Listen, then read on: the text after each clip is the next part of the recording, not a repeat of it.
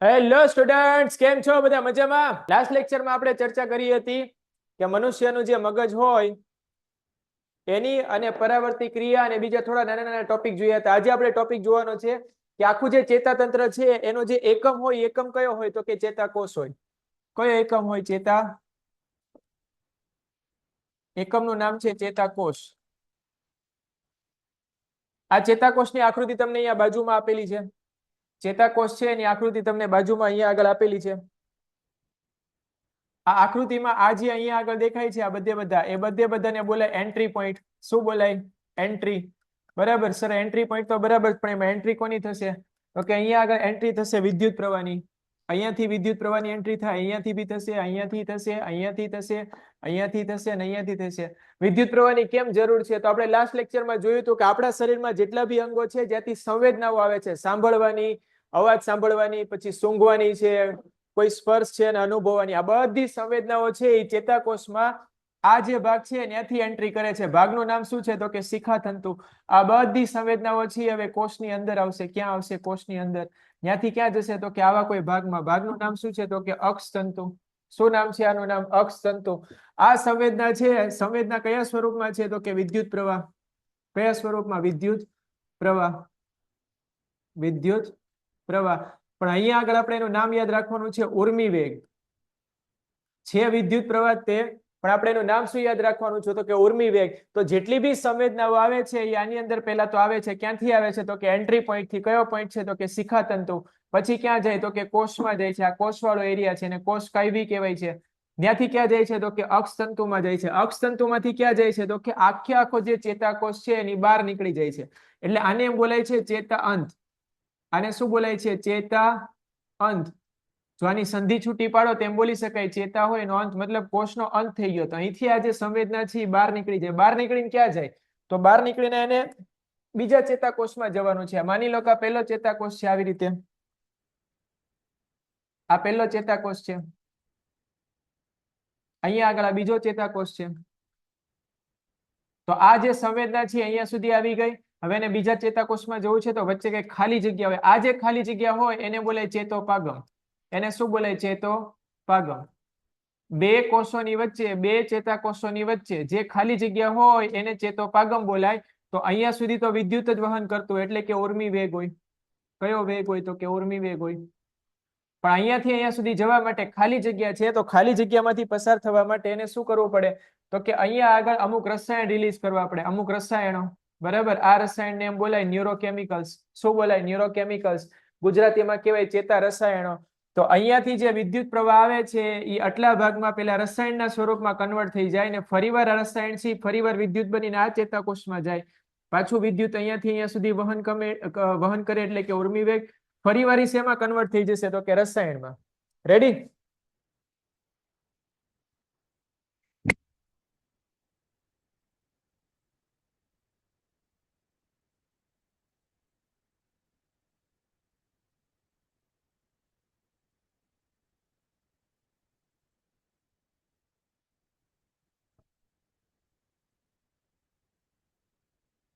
Sir ચોટે છે. ચલો, ચેતાકોષમાં તમને એટલી જ વસ્તુ છે જેની જાણકારી લેવાની છે. ચેતાકોષની આકૃતિ દોરવાની, વેરી મોસ્ટ આઈએમપી પ્રશ્ન છે. અને આકૃતિ દોર્યા પછી તમારે શું કરવાનું છે અહીંયા આગળ? તો કે આમાં એન્ટ્રી અને એક્ઝિટ રાખવાના છે. એન્ટ્રી ક્યાંથી થાય છે? હમણાં જ આપણે વાત કરી તો કે શિખાતંતુમાંથી થાય. બરાબર. આ બધા શિખાતંતુમાંથી એન્ટ્રી થાય. કોની? તો કે ઉર્મી વેગની. અહીંયા સુધી મસ્ત મજાનો ઉર્મી વેગ વહેતો હોય ટક ટક ટક ટક ટક કરીને. અહીંથી શું થાય? તો કે અહીંથી બહાર નીકળી જાય, એક્ઝિટ થઈ જાય. બરાબર. એક્ઝિટ થઈને જાય ક્યાં? તો કે બીજા ચેતાકોષમાં. પણ જવા માટે વચ્ચે તો કઈક જગ્યા છે. એ ઠેકડો મારીને તો જઈ નહીં કે આ જે જગ્યા છે એ જગ્યામાં એનું શેમાં કન્વર્ઝન થઈ જશે? શેમાં રૂપાંતર થઈ જશે? તો કે ઉર્મી વેગ છે પેલા રસાયણમાં રૂપાંતર પામશે અને ફરીવાર રસાયણ છે અહીંથી અહીંયા પહોંચવા માટે શેમાં રૂપાંતર પામશે? તો કે વિદ્યુત પ્રવાહ એટલે કે ઉર્મી વેગમાં. અને ફરીવાર ઉર્મી વેગ વહેશે. તો બેઝિકલી જે આપણા શરીરમાં જે ઇન્ફોર્મેશન જે ચેતાતંત્રમાં વહન પામતી હોય, ઇન્ફોર્મેશન એટલે સંદેશાઓ, સંવેદનાઓ, એ સંવેદનાઓ બે રીતે વહન પામતી હોય. એક તો ઉર્મી વેગ દ્વારા, એક તો શેના દ્વારા? ઉર્મી વેગ દ્વારા. અને બીજી શેના દ્વારા? તો કે રસાયણો દ્વારા. શેના દ્વારા? તો કે રસાયણો દ્વારા. રેડી? અહીંયા સુધી ક્લિયર છે બધા લોકોને? અહીંયા સુધી ક્લિયર છે બધા લોકોને? ચલો આગળ. હવે આગળનો ટોપિક આપણે જોઈએ.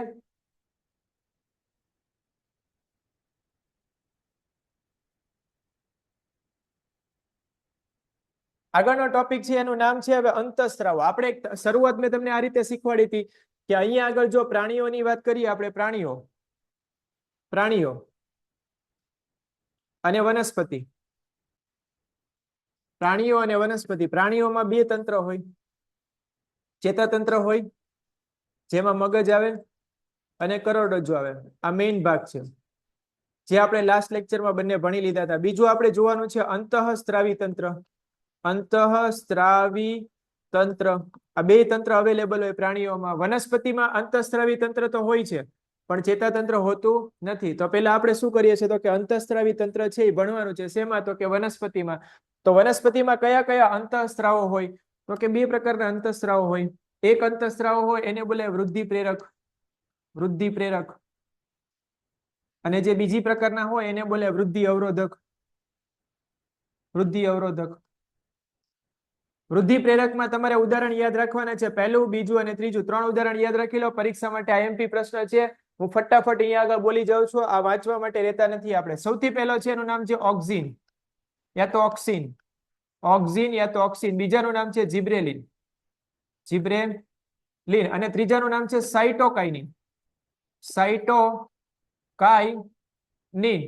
અને આમાં આપણે યાદ રાખવાનું છે ડબલ એ. સર ડબલ એ શું કહેવાય? ડબલ એટલે એબ્સિસિક એસિડ. ડબલ એટલે શું યાદ રાખશું? એબ્સિસિક એસિડ. જલ્દી યાદ રહી જાય એટલા માટે બોલું છું. બરાબર? ડબલ એટલે યાદ રાખવાનું છે એબ્સિસિક એસિડ. સર આ તો બરાબર છે પણ આનું કામ શું છે? તો આ બધાના એક એક નાના નાના કામ તમારે યાદ રાખી દેવાના છે. શું કામ છે પેલા જોઈ લો. તો કે ઓક્સિન હોય એનું કામ છે કોષની વૃદ્ધિ. કોની વૃદ્ધિ? તો કે કોષની વૃદ્ધિ. વૃદ્ધિ એટલે આવી નિશાની કરી દઉં છું. કોષની શું કરવા માટે? વૃદ્ધિ માટે. જીબ્રેલિન નું શું કામ છે? તો કે પ્રકાંડની વૃદ્ધિ. જે વનસ્પતિમાં પ્રકાંડ હોય એની વૃદ્ધિ માટે.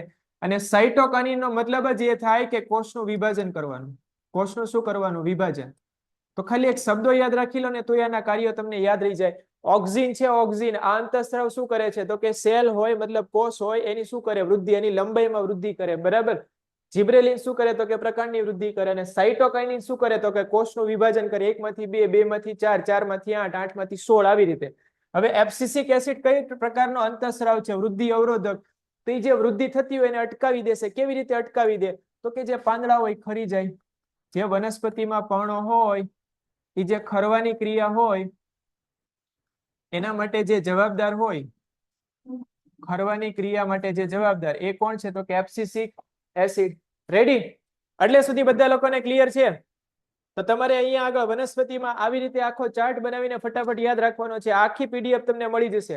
જો વનસ્પતિમાં અંતઃસ્ત્રાવો પૂછે તો બે પ્રકાર પાડી દેવાના: વૃદ્ધિ પ્રેરક અને વૃદ્ધિ અવરોધક. વૃદ્ધિ પ્રેરકમાં 3 આવે: ઓક્સિન, જીબ્રેલિન, સાઇટોકાઇનિન. ઓક્સિન એટલે કોષની લંબાઈ વધારે, વૃદ્ધિ કરે. જીબ્રેલિન પ્રકાંડની વૃદ્ધિ કરે. સાઇટોકાઇનિન કોષનું વિભાજન કરે. વૃદ્ધિ અવરોધકમાં એબ્સિસિક એસિડ હોય. વૃદ્ધિને અવરોધે મતલબ પર્ણ હોય એની ખરવાની ક્રિયા માટે જવાબદાર હોય. આટલું લખો એટલે આ પ્રશ્ન અહીંયા આગળ પૂરો થઈ જાય. રેડી છે અહીંયા સુધી બધા લોકોને ક્લિયર? ચલો આગળ વધીએ. હવે વાત કરવાની છે મનુષ્યમાં અંતઃસ્ત્રાવો કયા કયા છે. મનુષ્યમાં, બરાબર, મનુષ્યમાં અંતઃસ્ત્રાવો કયા કયા છે એની આપણે વાત કરવાની છે. પણ અંતઃસ્ત્રાવો ભણતા પહેલા મનુષ્યમાં કયા કયા પ્રકારની અંતઃસ્ત્રાવી ગ્રંથિઓ આવેલી છે એના આપણે નામ ખબર હોવી જોઈએ. તો પેલા તેના ખાલી નામ આપણે જાણી લઈએ. કયા કયા આવશે?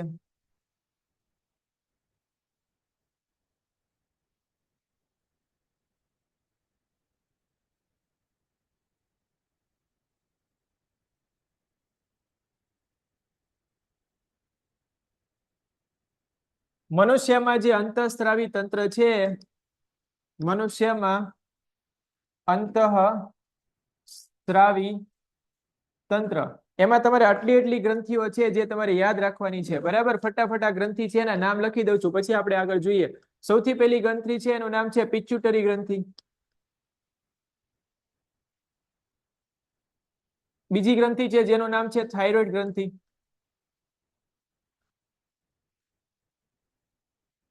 ત્રીજી ગ્રંથિ છે એનું તમારે નામ યાદ રાખવાનું છે એડ્રિનલ ગ્રંથિ.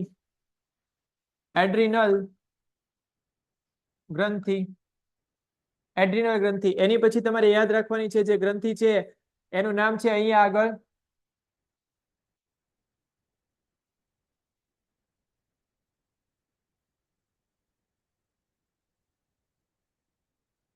યકૃત ગ્રંથિ. બરાબર. એની પછી નેક્સ્ટમાં તમારે યાદ રાખવાનું છે મૂત્રપિંડ. અને એની પછી તમારે યાદ રાખવાનું છે અહીંયા આગળ શુક્રપિંડ. હવે બધાને ખબર હશે અહીંયા મૂત્રપિંડ નહીં આવે, સોરી. શું આવશે અહીંયા આગળ? તો કે અંડપિંડ આવશે. બરાબર.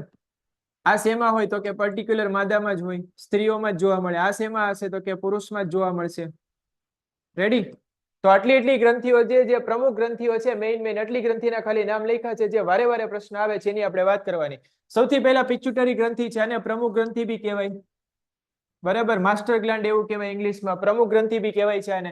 પછી થાઇરોઇડ ગ્રંથિ યાદ રાખવાની છે, જે ગળામાં હોય.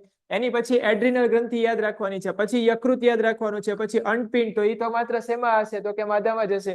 અને શુક્રપિંડ શેમાં હશે? તો કે પુરુષોમાં હશે. તો આ ગ્રંથિ છે એ માત્ર ને માત્ર કોઈ પર્ટિક્યુલર એક જાતિમાં અવેલેબલ છે. આ બધાનું કામ શું છે? તો કે એમાંથી કોઈક પ્રકારના રસાયણો બહાર આવે છે. આમાંથી કયા રસાયણ બહાર આવે છે? તો કે આમાંથી એક રસાયણ યા તો અંતઃસ્ત્રાવ બહાર આવે છે. એ અંતઃસ્ત્રાવ છે એનું નામ શું છે? તો કે GH નામ છે, ગ્રોથ હોર્મોન. બરાબર. વૃદ્ધિ અંતઃસ્ત્રાવ કહેવાય. આને શું બોલે? વૃદ્ધિ અંતઃસ્ત્રાવ. GH એટલે ગ્રોથ હોર્મોન, ગ્રોથ એટલે વૃદ્ધિ, અને હોર્મોન એટલે અંતઃસ્ત્રાવ. તો આમાંથી જે અંતઃસ્ત્રાવ બહાર આવે છે એનું નામ છે વૃદ્ધિ અંતઃસ્ત્રાવ. થાઇરોઇડ માંથી નામ પરથી જ અંતઃસ્ત્રાવ આવે છે, થાઇરોક્સિન. કયો અંતઃસ્ત્રાવ આવશે? તો કે થાઇરોક્સિન. એડ્રિનલ જે ગ્લાન્ડ આવે એમાંથી બહાર આવે એને બોલે એડ્રિનાલિન. એડ્રિનાલિન. એ જ પ્રમાણે જે યકૃત છે એમાંથી બહાર આવશે ઇન્સ્યુલિન. કદાચ ઘણા બધા લોકોને ઇન્સ્યુલિન સાંભળીને કંઈક યાદ આવતું હશે, ડાયાબિટીસ. બરાબર. ડાયાબિટીસ જે લોકોને થયું હોય એની સાથે સંકળાયેલો શબ્દ છે. થોડી વારમાં આની ચર્ચા કરીએ આપણે. ઇન્સ્યુલિન છે એ શું છે, કયા પ્રકારનો અંતઃસ્ત્રાવ યા તો હોર્મોન છે. અંડપિંડ અને શુક્રપિંડ હોય એમાંથી શું બહાર આવે? તો કે અંડપિંડ માંથી બહાર આવશે ઇસ્ટ્રોજન હોય, ઇસ્ટ્રોજન અને પ્રોજેસ્ટેરોન. અને જો શુક્રપિંડની વાત કરીએ તો ટેસ્ટોસ્ટેરોન. ટેસ્ટોસ્ટેરોન. બધાના કાર્ય ફટાફટ આપણે જોઈ લઈએ. આ બધા શું કાર્ય કરે છે? તો સૌથી પહેલા વાત કરીએ પિચ્યુટરી ગ્રંથિઓ. એમાંથી જે હોર્મોન બહાર આવે અંતઃસ્ત્રાવ, એનું નામ શું છે? તો કે ગ્રોથ હોર્મોન. તો ગ્રોથ નું કામ કરે. શરીરમાં હોય તો તમે જ્યારે જન્મો ત્યારથી લઈને શરીરની થોડી વૃદ્ધિ થતી હોય, તો આ વૃદ્ધિ માટે કોણ જવાબદાર છે? તો કે પિચ્યુટરી ગ્રંથિમાંથી બહાર આવતો અંતઃસ્ત્રાવ. કયો? તો કે GH. એ જ પ્રમાણે વાત કરીએ કે થાઇરોઇડ ગ્રંથિમાંથી શું બહાર આવે? તો કે થાઇરોક્સિન. આ શું કરે? તો કે શરીરની સંતુલિત વૃદ્ધિ કરે. શરીર હોય એની સંતુલિત વૃદ્ધિ કરે. સંતુલિત વૃદ્ધિનો મતલબ શું થાય? તો કે માની લો તમારા શરીરનો ગ્રોથ તો થાય છે, પણ ગ્રોથ વ્યવસ્થિત થાય. એક હાથ નાનો અને બીજો હાથ મોટો એવી રીતે ના થઈ જાય. બરાબર. બે હાથ, બે કાન, બે પગ, બધું વ્યવસ્થિત પ્રમાણમાં બધી રીતે ગ્રો કરે. બરાબર. તો આને બોલે સંતુલિત વૃદ્ધિ. તો સંતુલિત વૃદ્ધિ માટે કોણ જવાબદાર છે? તો કે થાઇરોક્સિન. કઈ ગ્રંથિમાંથી બહાર આવે? તો કે થાઇરોઇડ. એ જ પ્રમાણે હવે વાત કરવાની એડ્રિનલ ગ્રંથિની. તો એડ્રિનલ ગ્રંથિમાંથી કયું રસાયણ બહાર આવે? તો કે એડ્રિનાલિન. આ શું કરે છે? તો કે તમને તૈયાર કરે. ક્યાં જવા? લગ્નમાં? તો કે ના, એક પરિસ્થિતિ માટે તૈયાર કરે. પરિસ્થિતિનું નામ છે લડો યા તો ભાગો. લડો યા તો ભાગો. બરાબર. આને એમ કહેવાય કે ઇમરજન્સી. મોટે ભાગે ઇમરજન્સી સિચ્યુએશન હોય, ઇમરજન્સી સિચ્યુએશન ત્યારે જે ગ્રંથિ છે પિક્ચરમાં આવી કઈ હોય? તો કે એડ્રિનલ ગ્રંથિ હોય. આમાં શું થાય? તો કે શરીરના બધા પેરામીટર્સ હોય ને ઉપર નીચે થવા માંડે. માની લો કે અત્યારે બહાર તમે ઉભા છો, પાછળ કૂતરું દોડ્યું. બરાબર. કૂતરું દોડે એટલે સૌથી પહેલા હૃદયના ધબકારા વધવા માંડે, પગ આપોઆપ ચાલવા માંડે, શરીરમાં કઈક વિચાર આવતો હોય તો થોડી વાર માટે બંધ થવા માંડે, બ્લડ પ્રેશર હોય થોડું વધવા માંડે, પરસેવો કદાચ છૂટવા માંડે. તો આ બધામાં શું થાય? તો કે આ ગ્રંથિ છે પિક્ચરમાં આવે. શું આવે? તો કે એડ્રિનાલિન. શું આવે? એડ્રિનાલિન. અને આ પરિસ્થિતિમાં યા તો તમે લડશો અને કાં તો ભાગી જશો. કૂતરું હોય તો કદાચ કોઈ વિચારીએ કે એકાદો પથ્થર મારીએ, લાકડી વકડી મારીએ, પણ માની લો કે સામે કદાચ સિંહ આવી ગયો તો એને લડવાની વાત જ ના આવે, સીધું ભાગવાની જ વાત આવે. બરાબર. તો મોટે ભાગે આવી પરિસ્થિતિ આવે કે જ્યારે કઈક ઇમરજન્સી આવી ગઈ હોય, ત્યારે આની એવી પરિસ્થિતિ આવી ગઈ હોય ત્યારે પિક્ચરમાં કોણ આવશે અહીંયા આગળ? તો કે એડ્રિનલ ગ્રંથિ આવશે. એમાંથી અંતઃસ્ત્રાવ કયો આવશે? તો કે એડ્રિનાલિન આવશે. હવે વાત આવે છે અહીંયા આગળ યકૃતની. યકૃતમાંથી શું બહાર આવશે? તો કે ઇન્સ્યુલિન બહાર આવશે. ઇન્સ્યુલિનનું પ્રમાણ જો વધી અથવા ઘટી જાય, મતલબ પૂરતા પ્રમાણમાં જો એનો સ્ત્રાવ ના થાય તો શરીરમાં સુગરનું પ્રમાણ વધી જાય. સુગર એટલે શર્કરા, સુગરનું પ્રમાણ વધી જાય તો ડાયાબિટીસ થઈ જાય. તો આને કંટ્રોલ કરવા માટે કોણ અવેલેબલ છે? ઇન્સ્યુલિન. બરાબર, બધાના શરીરમાં સુગરનું પ્રમાણ હોય ને હોય, પણ એક લેવલ કરતા વધી જાય ને હંમેશા વધારે આવવા માંડે, તે પરિસ્થિતિને ડોક્ટર લોકો એમ કે છે કે ડાયાબિટીસ થઈ ગયો. અને ડાયાબિટીસ છે ઉદય જેવું કામ કરે, શરીરની અંદરથી ધીરે ધીરે કરીને ખોખલું બનાવી દે. રેડી? તો બેઝિકલી ઇન્સ્યુલિન શું કરે છે? ડાયાબિટીસ હોય એને કંટ્રોલ કરે છે. ડાયાબિટીસને ગુજરાતીમાં કહેવાય છે મધુપ્રમેહ. મધુપ્રમેહ. રેડી? ચલો એની પછી વાત કરીએ અંડપિંડ અને શુક્રપિંડમાંથી કયા કયા અંતઃસ્રાવો બહાર આવે છે? ઇસ્ટ્રોજન અને પ્રોજેસ્ટેરોન. અને આમાંથી કયો? ટેસ્ટોસ્ટેરોન. આ શેના માટે જવાબદાર છે?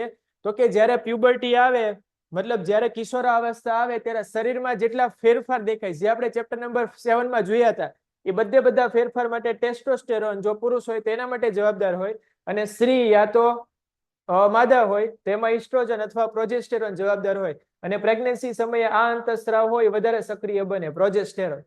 આ સ્ત્રીઓમાં જોવા મળે છે, પ્રોજેસ્ટેરોન ને ઇસ્ટ્રોજન.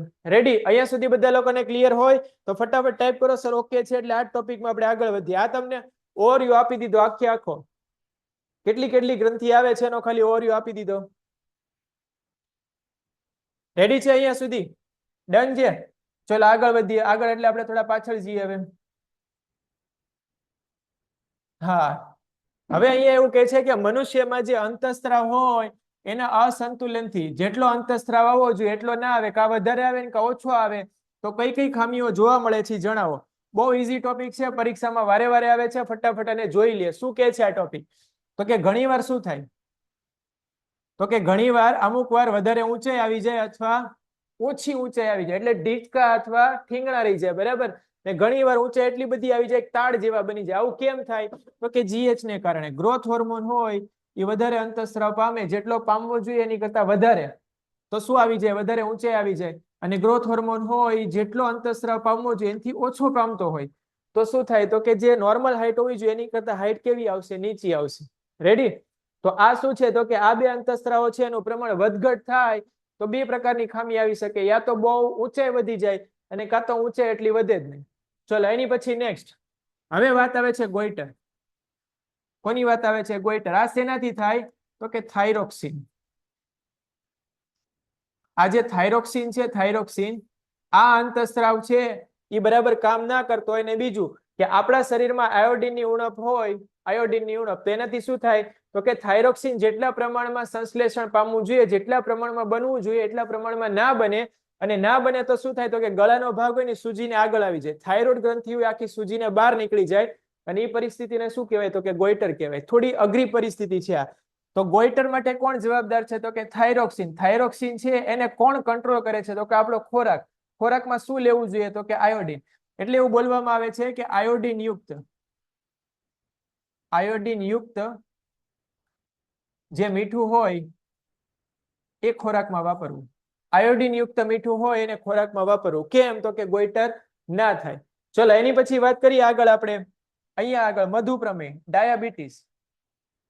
ડાયાબિટીસ માટે કોણ જવાબદાર છે? તો કે મધુપ્રમેહ માટે કોણ જવાબદાર છે? તો કે ઇન્સ્યુલિન. હમણાં જ વાત થઈ, ઇન્સ્યુલિનનો સ્ત્રાવ છે પૂરતા પ્રમાણમાં ના થાય. જો ઇન્સ્યુલિનનો સ્ત્રાવ છે એ પૂરતા પ્રમાણમાં ના થાય તો રુધિરમાં જે સુગર આવે, શર્કરા, એનું સ્તર વધી જાય. આ પરિસ્થિતિને શું કહેવાય છે? તો કે ડાયાબિટીસ કહેવાય છે. આના માટે ઓપ્શન શું છે? તો કે ડોક્ટર થી નક્કી કરે ડાયાબિટીસનું પ્રમાણ વધારે આવતું હોય તો તમને એવરીડે એમ કે તમારે બહારથી ઇન્સ્યુલિનના ઇન્જેક્શન લેવાના. આ જે ઇન્સ્યુલિન આવે અંદર શરીરમાં પૂરતો નથી બનતો તો બહારથી તમને લખી આપે કે એવરીડે યા તો 2 દિવસે યા વીકમાં જે રીતે કઈ રીતે ઇન્સ્યુલિનના ઇન્જેક્શન લેવાના આવે. અને યા તો તમને ડાયાબિટીસની ટીકડી આપે. આજુબાજુમાં ક્યાંય ને ક્યાંય તમે આ પરિસ્થિતિ જોઈ હશે. તો બેઝિકલી જ્યારે એમ પૂછે કે અંતઃસ્રાવોની અનિયમિતતા હોય એના કારણે કઈ ખામીઓ આવે તો આટલી ખામી લખી દેવાની છે. એક તો વધારે ઊંચાઈ આવે, એક તો ઓછી ઊંચાઈ આવે એટલે કે વામનતા, ઠીંગણા રહી જાવ, ગોઈટર થવાની શક્યતા અને ડાયાબિટીસ. ચલો એની પછીનો પ્રશ્ન અહીંયા આગળ. એની પછીનો પ્રશ્ન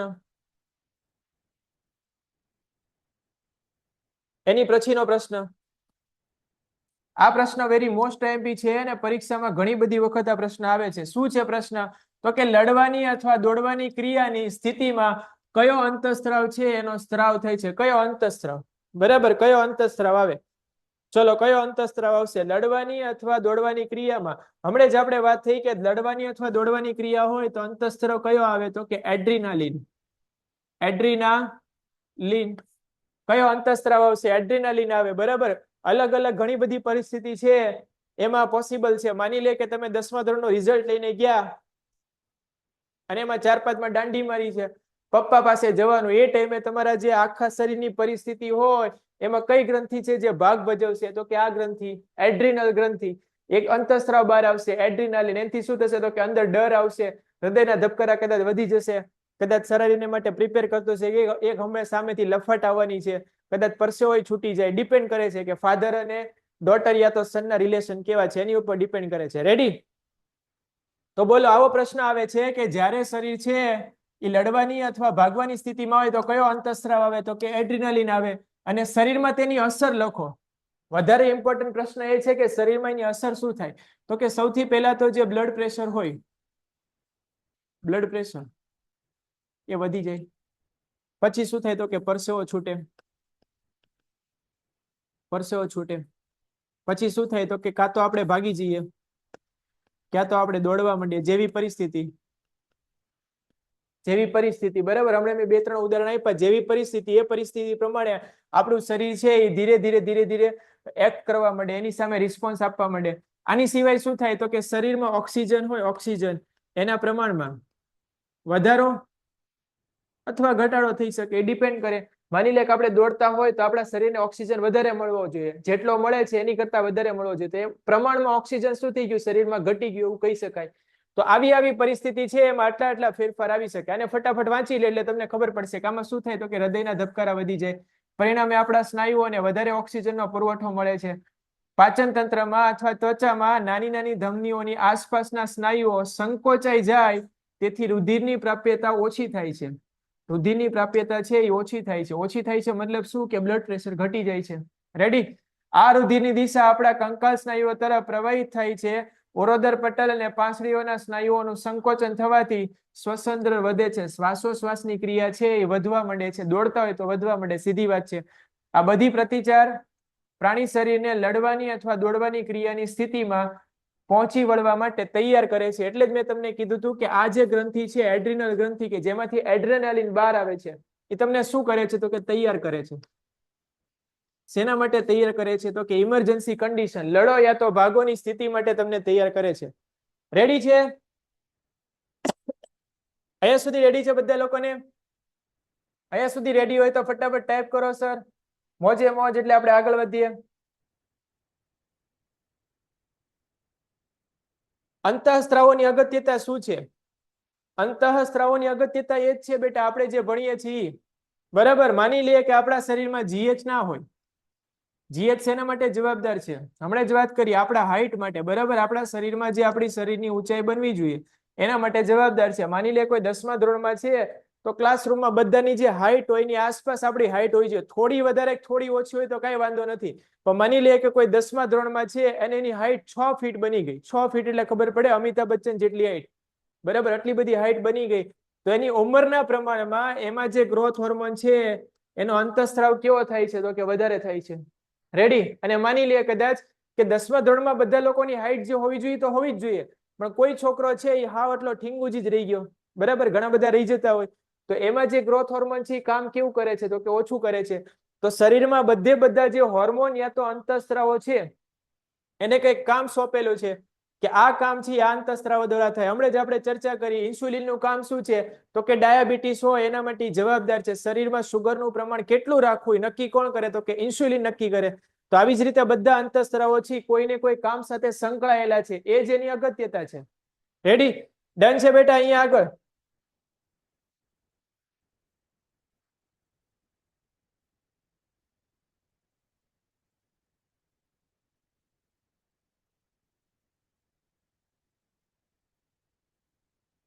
ચલ, અહીંયા સુધી ઓકે હોય? ડાયાબિટીસમાં શું થાય?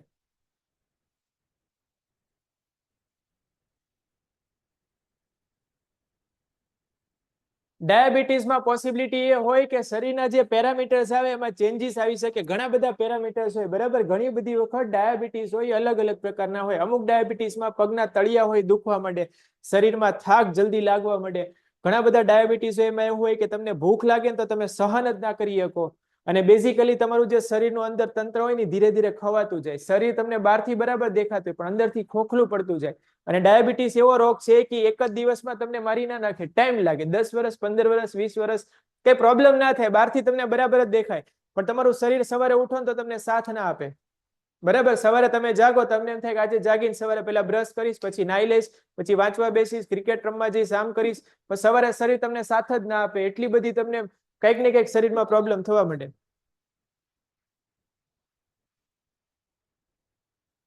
હવે ડાયાબિટીસ એવું કે છે, એક વિદ્યાર્થીનો પ્રશ્ન છે કે ડાયાબિટીસ મોટે ભાગે મોટી ઉંમરમાં થાય. તો મોટે ભાગે તો મોટી ઉંમરમાં જ થાય, પણ હાલમાં એવી પરિસ્થિતિ છે કે ઘણા બાળકો છે એ જન્મની સાથે અથવા 4-5 વર્ષ, 10 વર્ષની ઉંમરમાં એને ડાયાબિટીસ આવી જાય છે. તો એને આખી લાઈફ સુધી એ ડાયાબિટીસની સાથે જીવવું પડે, અને ડોક્ટર જેમ કે એ પ્રમાણે એને આ વસ્તુ કરવી પડે. મારા જાણકારમાં એક વ્યક્તિ છે કે જેની ઉંમર લગભગ 25-26 વર્ષની છે, એને દરેક બીજા દિવસે ઇન્સ્યુલિનનું ઇન્જેક્શન લેવું પડે. દરેક બીજા દિવસે જે ઇન્સ્યુલિન છે એનું ઇન્જેક્શન લેવું પડે. ઇન્સ્યુલિન છે એનું ઇન્જેક્શન લેવું પડે. ના લે તો જો રિપોર્ટ કરાવે તેનું સુગર એકદમ વધી જાય, ને સુગર ના વધ્યું હોય તેને આંખ પરથી ખબર પડે, ને આંખ હોય તરત સૂજવા માંડે, પગ હોય એમાં સૂજવા માંડે, શરીરમાં અલગ અલગ જગ્યાએ કંઈક ને કંઈક તમને એના સિમ્પટમ્સ, એના લક્ષણો દેખાવા માંડે. એટલે તરત ડોક્ટર પાસે જાઓ એટલે પહેલો કહેશે ડાયાબિટીસ છે, તમે કહો હા, એટલે તરત કહેશે રિપોર્ટ કરાવો. ડાયાબિટીસ વધ્યું હોય ને વધ્યું જ હોય એમાં, બરાબર. એટલે તરત તમને દવા આપી દે. એટલે આમાં બહુ મૂંઝાવાની જરૂર નથી, પણ એની સાથે જીવતા શીખવું પડે. ચલો આગળ. હવે અહીંયા આગળ પ્રશ્ન છે, આપણે થોડા રિવર્સમાં જઈએ છીએ આજે, થોડા રિવર્સમાં. હવે એક પ્રશ્ન છે અહીંયા આગળ, બાળકો બહુ આઈએમપી પ્રશ્ન છે, ધ્યાનથી જોજો. અહીંયા આગળ આવર્તન એટલે શું? આ પ્રશ્ન પરીક્ષામાં આવશે ને આવશે, કોઈને કોઈ રીતે આવશે. આ પ્રશ્ન બરાબર સમજી લો. હાવ ઈઝી પ્રશ્ન છે, થોડો લેન્ધી છે પણ છે ઈઝી. સમજી લો પેલા શું થાય. આવર્તન એટલે શું થાય? આવર્તન એટલે એવું થાય કે વનસ્પતિ હોય ને એ પ્રતિચાર આપે.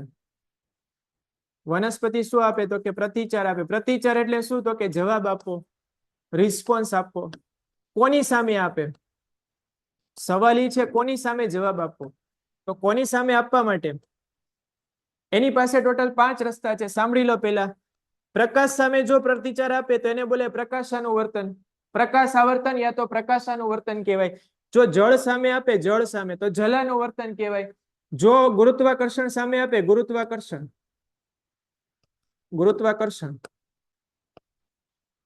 તો એને ભૂ આવર્તન કહેવાય. અને આ જ પ્રમાણે જો રસાયણ સામે આપે, રસાયણ, તો એને રસાયણાનુવર્તન કહેવાય.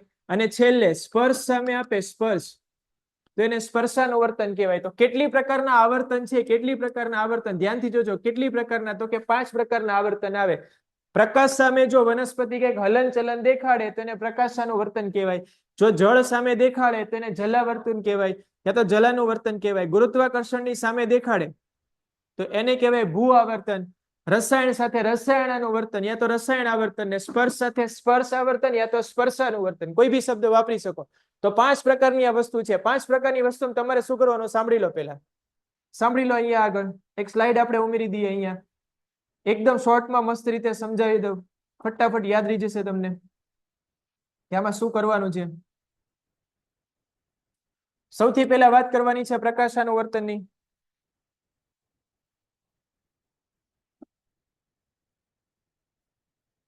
સૌથી પહેલા વાત કરવાની છે પ્રકાશાનુવર્તન, યા તો પ્રકાશ આવર્તન. બીજી વાત કરવાની છે આપણે અહીંયા આગળ જલ આવર્તન. શેની વાત કરશું? જલ આવર્તન. ત્રીજી વાત કરવાની છે આપણે ભૂ આવર્તન. એની પછી આપણે નેક્સ્ટમાં વાત કરવાની છે અહીંયા આગળ રસાયણ આવર્તન, યા તો રસાયણાનુવર્તન, રસાયણ આવર્તન. અને એની પછી આપણે નેક્સ્ટમાં વાત કરવાની છે કોની? તો કે સ્પર્શ આવર્તન. સ્પર્શ આવર્તન કહેવાય, તો સ્પર્શ આવર્તન કહેવાય. આ 5 છે એ તમારે યાદ રાખવાના છે. બધાની વ્યાખ્યા બહુ સિમ્પલ છે કે જો વનસ્પતિ છે એનું હલનચલન, જો વનસ્પતિનું હલનચલન પ્રકાશની સામે થતું હોય અથવા વનસ્પતિનો પ્રતિચાર પ્રકાશની સામે થતો હોય તેને શું બોલે? પ્રકાશાનુવર્તન કહેવાય. જો જળની સાપેક્ષે થતો હોય જળની સામે તેને જલાનુવર્તન, એ જ રીતે ભૂ આવર્તન, એ જ રીતે રસાયણ, એ જ રીતે શું તો કે સ્પર્શ આવર્તન. હવે માની લે કોઈ વનસ્પતિ લીધી છે, આ વનસ્પતિના મૂળ છે, આ વનસ્પતિના જે બધા ભાગો છે ઉપરના ભાગો છે, બરાબર. તો વનસ્પતિનો ઉપરનો ભાગ કયો કહેવાય? તો કે પ્રકાંડ કહેવાય. પછી આ શું છે? તો કે અહીંયા આગળ પર્ણો અને બીજું શું હશે? તો કે ફળ હશે, બરાબર. અને પ્રકાશ અહીંથી આવે છે, પ્રકાશથી વાતાવરણમાંથી આવતો હશે. તો આવું બોલી શકાય અહીંયા આગળ કે જે મૂળ હોય મૂળ અને બીજું પ્રકાંડ હોય. મૂળ છે એ કઈ દિશામાં આગળ વધે? તો કે જ્યાં પ્રકાશ નથી આવતો. પ્રકાશ ક્યાં આવે છે? તો કે જમીનની ઉપર જ આવે છે, પણ મૂળ ક્યાં કઈ દિશામાં આગળ વધે છે? જમીનની નીચે આગળ વધે છે.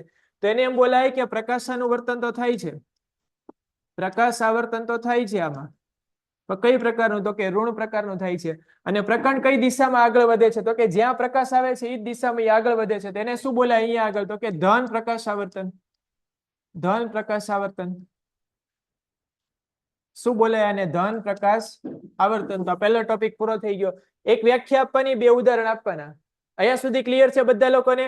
તો હવે બીજો ટોપિક જોઈએ અહીંયા આગળ. આમાં પેલા વ્યાખ્યા આપવાની, હમણાં વ્યાખ્યા શીખવાડી એ પ્રમાણે. પછી આમાં ઉદાહરણ એ ઠપ કરવાનું, મૂળ અને પ્રકાંડ. આમાં કયા પ્રકારનું જલ આવર્તન થાય? તો કે હમણાં વાત કરી એ જ પ્રમાણે થાય. થોડું વિચારવાનું કયા પ્રકારનું થતું હશે જલ આવર્તન. બોલો આમાં કયા પ્રકારનું જલ આવર્તન થતું હોય? તો જનરલી પાણી છે જમીનની અંદર હોય. પાણી ક્યાં હશે? જમીનની અંદર. તો જ્યાં આગળ પાણી અવેલેબલ છે એ જ દિશામાં મૂળ છે ગ્રો કરે છે. જ્યાં પાણી અવેલેબલ છે જમીનની નીચે, ત્યાં જ તે મૂળ શું થાય છે? તો કે વૃદ્ધિ પામે છે. તો મૂળમાં જલ આવર્તન તો જોવા મળે. કયા પ્રકારનું? પ્લસ પ્રકારનું, મતલબ ધન પ્રકારનું જલ આવર્તન જોવા મળે. અને પ્રકાંડ તો કઈ દિશામાં? તો કે પાણી છે દિશામાં નહીં, ક્યાં? એની ઓપોઝિટ દિશામાં એની વૃદ્ધિ થાય છે, એટલે શું બોલાય? ઋણ પ્રકારનું જલ આવર્તન. ચલો એ જ પ્રમાણે ભૂ આવર્તન. ભૂ એટલે ગુરુત્વાકર્ષણના લીધે, ગુરુત્વાકર્ષણ એના લીધે જોવા મળે. બોલો ચલો વિદ્યાર્થી મિત્રો આમાં જવાબ આપો અહીંયા આગળ કે મૂળ અને પ્રકાંડ હોય એમાં કયા પ્રકારનું ભૂ આવર્તન જોવા મળે? ધન પ્રકારનું કે ઋણ પ્રકારનું? જે લોકો મૂળમાં બોલતા હોય મૂળમાં જવાબ લખો કે મૂળમાં આ પ્રકારનું જોવા મળે અને આમાં આ પ્રકારનું જોવા મળે. મૂળમાં કયા પ્રકારનું આવર્તન જોવા મળશે? ભૂ આવર્તન. ફટાફટ જવાબ લખો.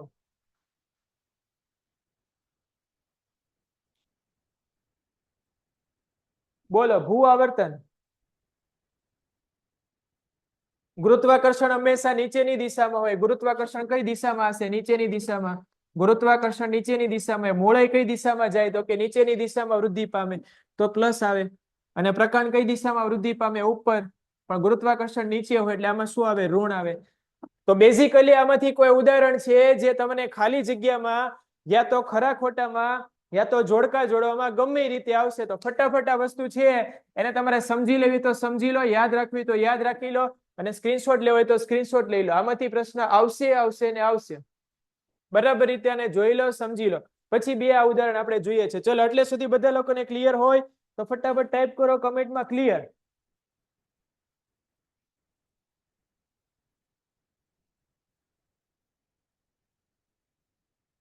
એટલે સુધી ક્લિયર હોય તો ફટાફટ ટાઈપ કરો બધા લોકો કમેન્ટમાં ક્લિયર, એટલે આપણે આગળ જઈએ અહીંથી. ક્લિયર છે બેટા? ચલો આગળ.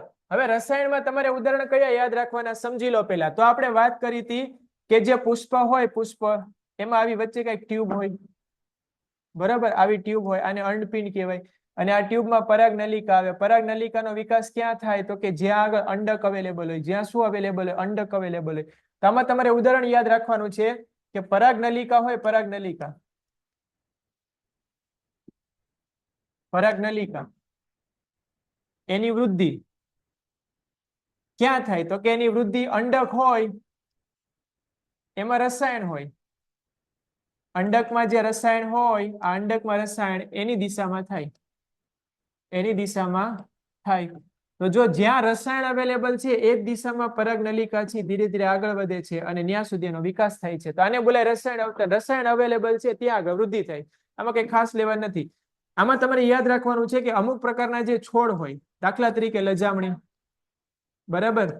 લજામણીનો છોડ હોય એને તમે ટચ કરો તો શું થાય? એમાં બંધ થઈ જાય, લજામણીના છોડને આમ ટચ કરો એટલે તરત બંધ થઈ જાય છે. તો આ શું છે? એક પ્રકારની હલનચલન. કેમ? કારણ કે આપણે એને સ્પર્શ કર્યો, તો જેવી રીતે સ્પર્શ કર્યો એવી રીતે બંધ થઈ જાય. આની સિવાય બી આનું એક ઉદાહરણ છે, આપણા બધાના ઘરમાં જે અમરવેલ હશે, પેલું મનીવેલ કહેવાય એને, બરાબર? તો મનીવેલને જો તમે કોઈ આવી રીતે આધાર લઈ લો, કોઈ આવી રીતે લાકડી કે ગમે આધાર લઈ લેવાનો, એને ખાલી આમ બાંધીને મૂકી દેશો, તો એ હંમેશા કઈ દિશામાં વૃદ્ધિ પામશે? તો કે એને ફરતા ફરતા, આને ફરતા ફરતા જ વૃદ્ધિ પામશે. તો બેઝિકલી આને ટચ મતલબ આને સ્પર્શ કરતા કરતા વૃદ્ધિ પામે છે. તો એ ઉદાહરણ તમે આમાં લખી શકો. તો આમાં તમને જે બી ઉદાહરણ આવે એ ઉદાહરણ લખી દેવાના. લજામણી અથવા અમરવેલ, અમરવેલ એટલે મની પ્લાન્ટ ની વાત થાય છે, બરાબર? બધા લોકોએ જોયેલું જ હશે, મની પ્લાન્ટ હોય આવી રીતે વૃદ્ધિ પામતી હોય. તો એક ટોપિક હતો આપણા માટે, ટોપિક છે થોડો લેન્ધી છે પણ હાવ ઈઝી ટોપિક છે, બરાબર? સમજી લો. તો આવર્તન એટલે શું? ઉદાહરણ આપીને સમજાવો. પરીક્ષામાં પ્રશ્ન આવી રીતે આવે છે, આવર્તન એટલે શું? કયા કયા પ્રકારના આવર્તન જોવા મળે છે? તો આવર્તન એટલે શું? તો એની વ્યાખ્યા આપો. કયા કયા પ્રકારના? તો કે 5 પ્રકારના. કોઈ પણ 2 સમજાવો, કોઈ પણ 2 સમજાવો. તો કોઈ પણ 2 સમજાવવાના હોય. ઘણીવાર પરીક્ષામાં જે પેપર સેટ કરતા એમ કહી દે કે આવર્તન એટલે શું, અને કોઈ પણ 2 ના પૂછે, કોઈ પણ 2 છે એના નામ આપી દે, એ જ સમજાવો. દાખલા તરીકે પ્રકાશાનું વર્તન સમજાવો અને સ્પર્શાનું વર્તન સમજાવો, તો પછી એ 2 જ સમજાવવા પડે. રેડી? તો આ જે પ્રશ્ન છે એમાંથી કંઈક ને કંઈક વસ્તુ છે એ તમારા પરીક્ષામાં આવશે, આવશે ને આવશે. બરાબર રીતે સમજી લેજો શું થાય છે.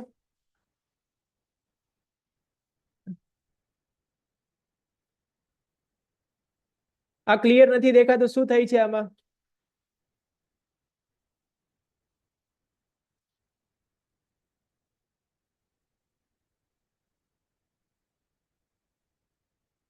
હેલો,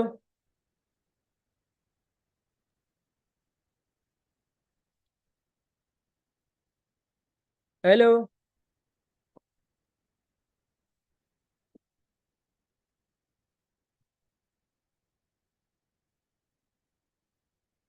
ચલો બાકી બધાને ક્લિયર છે? આ કોઈને ચોટતું નથી ને આમાં?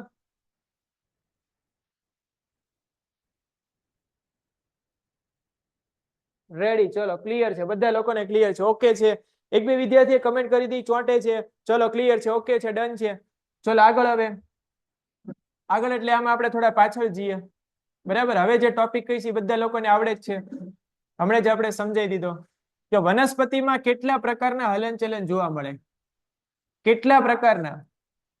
ધ્યાનથી જોજો, આ પ્રશ્ન એવો છે, કેટલા પ્રકારના વનસ્પતિમાં, કેટલા પ્રકારના, કયા કયા નહીં, કેટલા પ્રકારના? 2 પ્રકારના હલનચલન જોવા મળે. થોડો આ પ્રશ્ન છે ટ્રિકી છે, બધા લોકો આમાં થોડી થોડી ભૂલ કરી નાખે. કેવી રીતે આવે?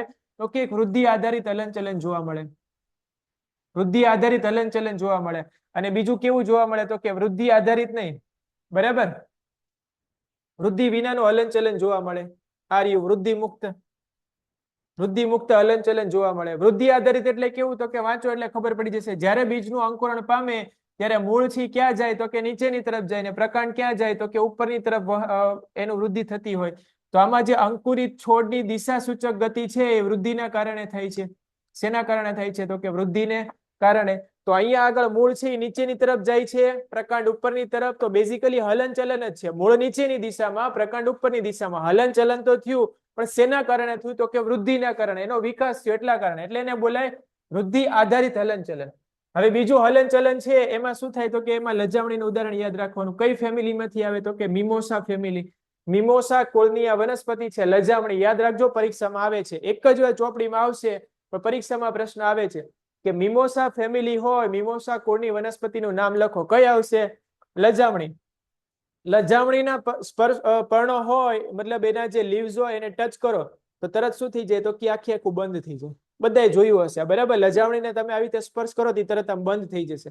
તો આમાં કોઈ વૃદ્ધિ નથી થતી, પણ હલનચલન થાય છે. કોનું હલનચલન? મારું કે તમારું? કોનું થાય છે? કોનું? લજામણીના પર્ણોનું, બરાબર? તો આમાં કોઈ વૃદ્ધિ નથી થતી. આમાં વૃદ્ધિ થાય છે, હલનચલનમાં વૃદ્ધિ થાય છે. ઉપરમાં કોની થાય છે? તો કે પ્રકાંડ ઉપર અને મૂળ નીચેની દિશામાં વૃદ્ધિ પામે છે. તો 2 પ્રકારના હલનચલન હોય, વૃદ્ધિ આધારિત અને વૃદ્ધિથી મુક્ત હલનચલન. બેયમાં તમારે ખાલી શું કરવાના? ઉદાહરણ સમજાવી દેવાના છે, બીજું કઈ કરવાનું નથી. હાર્ટની બીમારી, હાર્ટની બીમારી શું હોય વળી? હાર્ડ શબ્દ એટલે શું? પેલા તો હાર્ટની બીમારી બોલો તો બરાબર, હાર્ડ એવો શબ્દ નથી. ચલો એની પછી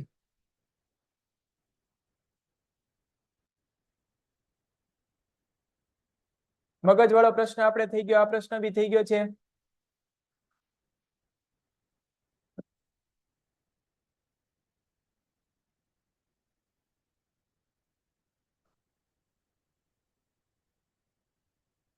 બધા પ્રશ્ન છે આપણે આમાં થઈ ગયા છે.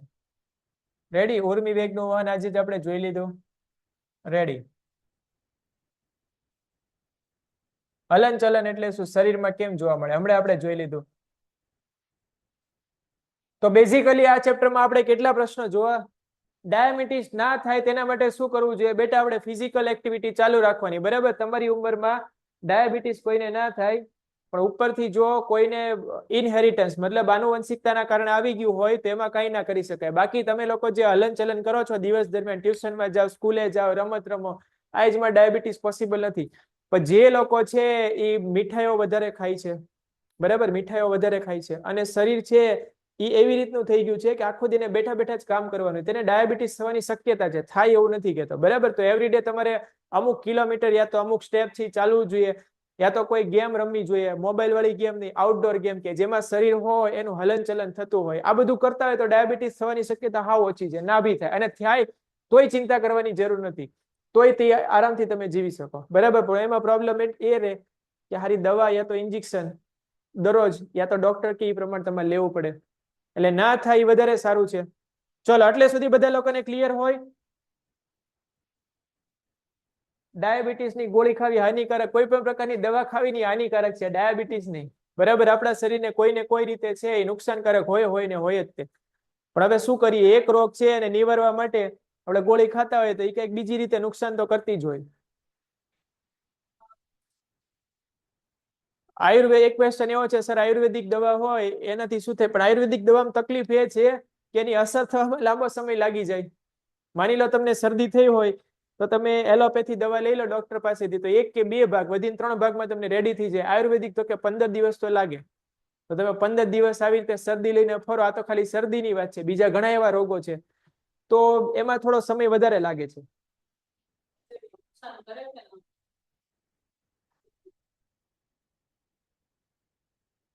રેડી? હા, આયુર્વેદિક નુકસાન કરે કે ના કરે એવો એક સવાલ છે, બરાબર? આયુર્વેદિક થી મોટે ભાગે નુકસાનકારક નથી હોતી, બરાબર? શરીરને ઓછામાં ઓછું નુકસાન યા તો નુકસાન કરતી નથી, નુકસાન રહિત દવા હોય છે. પણ પ્રોબ્લેમ એ છે લાંબો સમય લાગે છે એમાં. અને આજકાલ તો બધા લોકો વિડીયો જોવામાં 2 સેકન્ડ થી વધારેનો ટાઈમ નથી દેતા, તો દવા ખાઈને 6 મહિના તો કેવી રીતે આપશો? તમે વિચાર તો કરો કે તમને કઈક થયું, ડોક્ટર એમ કે ના 3 મહિનાનો કોર્સ તો કરવો પડે, તો આપણે દવા તો લઈ આવશું. બીજું આયુર્વેદિક દવા જેટલા લોકોએ ખાધી અથવા જોઈ હશે ખબર હશે, એમાં હંમેશા ફાંકીઓ અને ઉકાળા જ હોય, બધા પાછા કડવા હોય ને કઈક વિચિત્ર વિચિત્ર પ્રકારના ટેસ્ટ ના હોય, એટલે ખાવી એ તે એક મોટી તકલીફ વાળું કામ છે. ચલો, એટલે સુધી ક્લિયર હોય ફટાફટ? તો આજનો લેક્ચર આપણે અહીંયા સમાપ્ત કરીએ છીએ. નેક્સ્ટ લેક્ચરમાં આપણે ફિઝિક્સ છે એનું ચેપ્ટર નંબર 11 વિદ્યુત વાળું ચેપ્ટર છે એ ચાલુ કરવાનું છે. 3 લેક્ચરમાં એ ચેપ્ટર છે એને આપણે ફિનિશ કરી દેશું. રેડી?